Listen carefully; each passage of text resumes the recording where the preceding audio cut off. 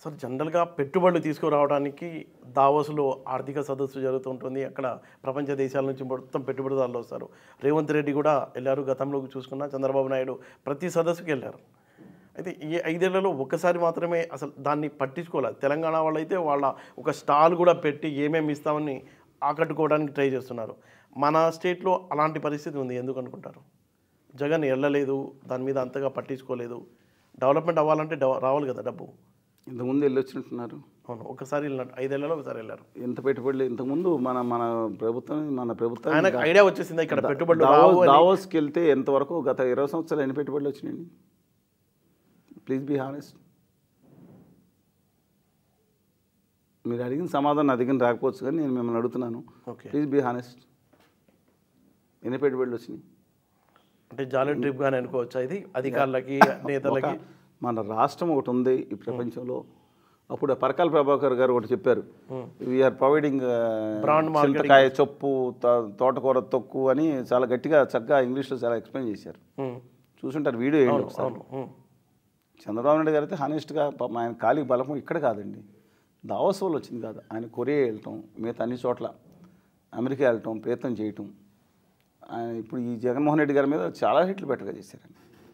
ఆయన అపాయింట్మెంట్ అడగటం, ఎవరిది మీకు తెలుసు, బిల్ గేట్స్ గారిది అడగటం, లేకపోతే మిగతా వాళ్ళు అంటే బ్రాండింగ్ కోసం వెళ్తే బ్రాండ్ అపార్ట్ ఫ్రమ్ బ్రాండ్ లేదండి. నేను వెళ్ళటం, దానికి వెళ్తే అది వచ్చేసింది. మన రాష్ట్రం ఇక్కడ ఉందని తెలియజేయడానికి దాని గురించి వెళ్ళిన వెంటనే వీళ్ళు వాళ్ళని రోజు చేశారు. 2 కోట్లు ఖర్చు పెట్టారు, డబ్బులు ఇచ్చి వెళ్ళారు.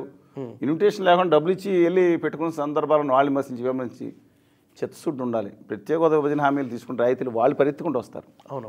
దావోస్ వాళ్ళందరూ ఇక్కడ పరిగెత్తుకు వస్తారు. ఇక్కడ రైతులు ఇస్తామంటే అవును ఇక్కడ పెట్టమనండి కాన్ఫరెన్స్. అవును, విన్నారా? నేను దాంట్లో కాదండి, ఇక్కడ దీన్ని చేయటం మానేసి పోనీ అది చేయట్లేదు, అది ఫోకస్ ఇక్కడ చేయమనండి. వాళ్ళు వస్తారంటున్నా, మన దగ్గర క్యూ కట్టాలి. వాళ్ళు ఏ పరిశ్రమ వాళ్ళు పెడతాను, పర్యావరణ హితమైన పరిశ్రమ నేను కోరుకుంటాను, నేను ఈ పరిశ్రమలు పెడితేనే నేను అనుమతిస్తానండి. వాళ్ళు క్యూలో ఉండాలి. దండం పెడతా బాబు, మీ స్టేట్లో పెడతా, మీ స్టేట్లో రాయితీలు ఉన్నాయి, హోదాలో విభజన హామీలు రాయితీలు నిర్ణయిస్తున్నారు, మేము మొత్తం ఫార్మర్స్ అన్నీ ఇక్కడ పెడతాం, బ్రహ్మాండంగా పెడతాం, ఈ స్టేట్ని డెవలప్ చేస్తామని చెప్పి వాళ్ళు ముందుకు రావచ్చే పరిస్థితి ఉంటే, మన దగ్గర ఉంటే సత్తా వాళ్ళు వస్తారు. అలాంటి పరిస్థితి లేదా మన దగ్గర? ఎక్కడుందండి? వాళ్ళందరూ హోదాని విభజన హామీని తాకట్టు పెట్టేస్తే నాయకులందరూ కలిసి మోడీ గారు కాళ్ళు మొక్కుతుంటే అవును ఏం చేయాలి? 20 సీట్లు వస్తే, పార్లమెంట్ సీట్లు వస్తే పెద్ద మనిషి వాళ్ళు కూర్చుని సౌండ్ చేయకుండా ఇంట్లో కూర్చుంటే, బారింగా 10,000 లోటు భర్తీలో ఒక పాయింట్ తప్పితే మిగతా వాటిలోకి తీసుకొచ్చే ధైర్యం లేకపోయిందే.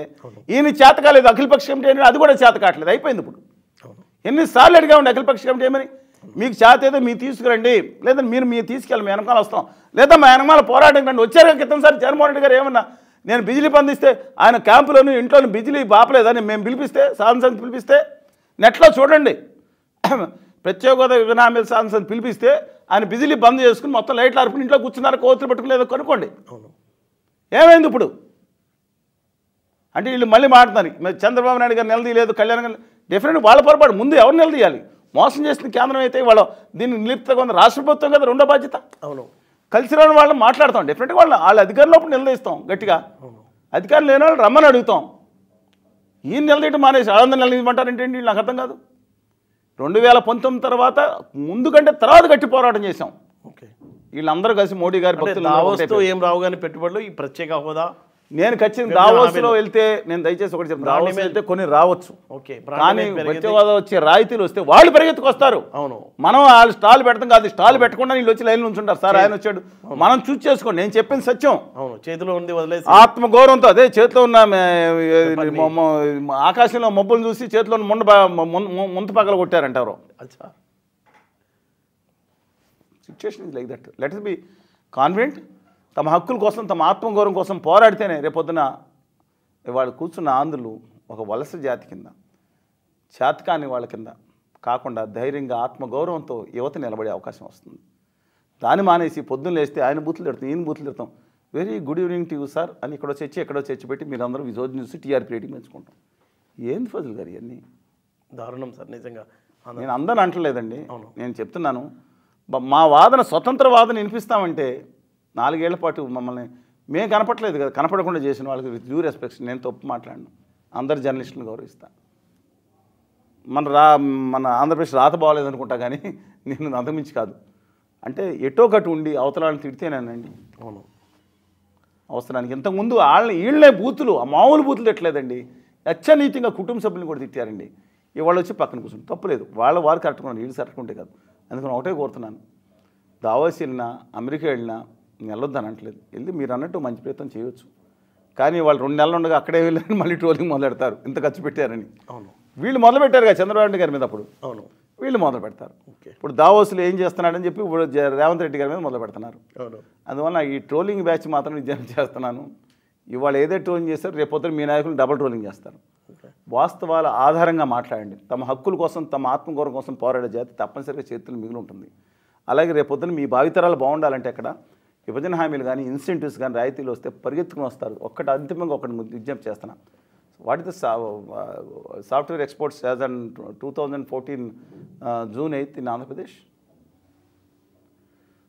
ఆంధ్రప్రదేశ్ సాఫ్ట్వేర్ ఎక్స్పోర్ట్స్కి ఏమో ఇప్పుడు పునాదేశం పైకి వచ్చిందని అక్కర్లేదండి. 2-3 ఏళ్ళలో బిల్డ్ పెడితే వాళ్ళు కన్విన్స్ చేస్తే వాళ్ళు వస్తారు. అవును, మనుషులు ఎంత అంటే సాఫ్ట్వేర్ ఎక్స్పోర్ట్స్ 2014 June 8 రాష్ట్రం అయిపోయిన 2వ తారీఖున కూడా ప్రభుత్వం వచ్చింది ఎంతండి? Around 1000 crores. 2019 చంద్రబాబు నాయుడు గారు దిగిపోయేటప్పటికి May 29 సాఫ్ట్వేర్ ఎక్స్పోర్ట్స్ ఎంతండి? 1100 కోట్లు. మరి ఆయన సైబరాబాద్ నిర్మాత అని అన్నీ చెప్తారు కదా, మరి అన్నీ చెప్పిన ఇప్పుడు వేస్తే అమరావతి ఇప్పుడు వేస్తే ఇప్పుడు అవుతుందా? 20 ఏళ్ళు పట్టింది అమరావతి వరకు. నేను I'm accepting, it will take some time. Software ఏమైంది? మరి నేను యువ నేత అని వచ్చారు. ఇప్పుడేమో ఆల్రెడీ కోడిగుడ్ల అమర్నాథ్ గారు చాలా గట్టిగా కోడిగుడ్లు పొదిగే కార్యక్రమంలో ఏదో చెప్పారు అనేది అన్నారు కదా, అప్పుడే పొదుగుతుందా గుడ్లు వస్తాయి ఏదో చెప్పారు సరిగ్గా. అందుకని వీరు ప్రయత్నం చేస్తే వాళ్ళు వచ్చింది 1900 కోట్లు అంట per annum software exports. Telangana అంతా తెలుసా? కుర్చీ గట్టి పెట్టుకోండి, ఈ 2024 నాటికి it may cross 3 lakh crores. 9,15,000 last time ఉంటే 10 లక్షల డైరెక్ట్ ఎంప్లాయ్మెంట్ ఉద్యోగాలు ఈ డైరెక్ట్గా తెలంగాణలో ఉండబోతున్నాయి బై 24. ప్లస్ అంటే ఆధారపడిన ఉద్యోగాలు ఇంకో 10 లక్షలు. 3 లక్షల కోట్లకు సాఫ్ట్వేర్ ఎక్స్పోర్ట్స్ వెళ్తూ ఉంటే 1800 కోట్లు పెట్టుకుని ఇవాళ హైదరాబాద్ వెళ్ళినా సియాట్ వెళ్ళినా తెలుగు వాళ్ళు బాగా ఉన్నారు, తెలుగు వాళ్ళు కోస్తా రాయలసీమ వాళ్ళు అచ్చేతుకులు ఉంటారు. మరి ఆంధ్రప్రదేశ్కి ఏంటండి అలా వచ్చింది దౌర్భాగ్యం?